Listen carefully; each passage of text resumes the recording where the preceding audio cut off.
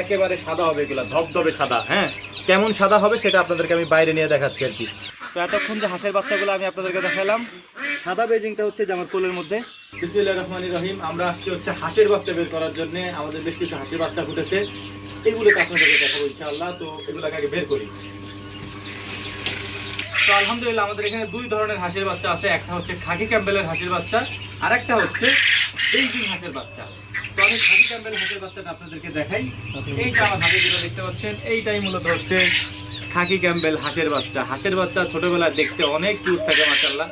দেখতেই পাচ্ছেন এটা দেখতে কত মাশাআল্লাহ কিউট লাগতেছে। হ্যাঁ, এগুলোকে আমরা ব্রিডিং করে বড় করবো ইনশাআল্লাহ।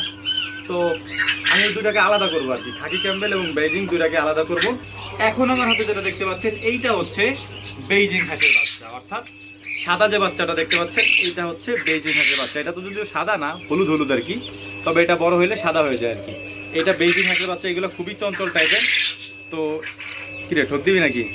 যাই হোক, তো এইগুলোকে আমরা একসাথে ব্রিডিং করব। তো কয়টা বাচ্চা হয়েছে সেটা আমি আলাদা করে ফেলি আর কি। তো বেইজিং গুলাকে আলাদা করে আগে, সাদাগুলো হচ্ছে বেইজিং। একটা, দুইটা, তিনটা, 29, এই 30টা বাচ্চা। টোটাল 31টা বাচ্চা হচ্ছে বেইজিং হাঁসের, বা 32টার মতো আর কি। তো 31টা 32টার মতো হচ্ছে বেইজিং হাঁসের। এই যে সাদাগুলো দেখতে পাচ্ছেন, একেবারে সাদা হবে, এগুলা ধবধবে সাদা। হ্যাঁ, কেমন সাদা হবে সেটা আপনাদেরকে আমি বাইরে নিয়ে দেখাচ্ছি আর কি। ওদের যে মাদাররা আছে আর কি, মা বাবা আছে, মাদার ফাদাররা, তাদেরকে বাইরে আছে, ওদেরকে আমি দেখাচ্ছি। আর এইগুলো হচ্ছে খাকি ক্যাম্বেল। ওদের বাপ মা কেমন সেটাও আমি আপনাদেরকে বাইরে নিয়ে দেখাচ্ছি। আগে ওদেরকে ব্রুডিং এ দিয়ে দিই, দেখলেই মনটা জুড়ে যায় একবারে। এটা হচ্ছে সাদা বেইজিং, চীনা বেইজিং। দিয়ে দিছি ওদেরকে। আপাতত এখানে ওরা থাকবে, তারপর ইনশাল্লাহ এখান থেকে আমরা ওদেরকে অন্য জায়গায় শিফট করবো আর কি। 3 দিনের মতো এখানে আমরা রাখবো, তারপরে শিফট করবো। কারণ হাঁসের বাচ্চার মধ্যে বেশি ব্রুডিং লাগে না। হ্যাঁ, তেমন একটা ব্রুডিংয়ের প্রয়োজন হয় না হাঁসের বাচ্চার।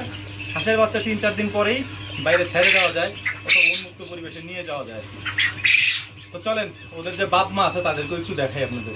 তো এতক্ষণ যে হাঁসের বাচ্চাগুলো আমি আপনাদেরকে দেখালাম, সাদা বেজিংটা হচ্ছে যে আমার কোলের মধ্যে, এটা হচ্ছে ওই সাদা বাচ্চাগুলো ওদের আর কি, এই বেজিং হাঁসের। আর খাকি ক্যাম্বেল যেটা, এটা হচ্ছে খাকি ক্যাম্বেল।